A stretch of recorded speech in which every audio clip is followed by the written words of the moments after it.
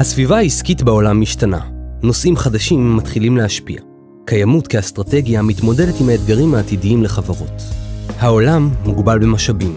לאור ביקוש גובר, חברות חייבות למדוד, לנהל ולהקטין את צריכתן ולהפוך פסולת למשאב, דבר שייצור חיסכון כספי וצמצום בגזי חממה. חברות צריכות להשתלב במרחב העירוני החדש ולאזן בין צורכי הקהילה, העסקים והסביבה.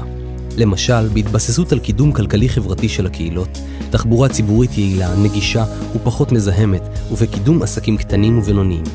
כל זה יושג באמצעות דיאלוג ומחויבות לאורך זמן. גם היחסים עם הצרכנים השתנו. מהיום, הקשבה, שקיפות והוגנות הם כללי המשחק. וזה גם מחייב חברות לחשוב על אוכלוסיות מודרות כלקוחות, עובדים או ספקים. האתגרים כבר כאן. קיימות ואחריות תאגידית מציג תמונת רוחב של עולם אמיץ, מאתגר וחדש.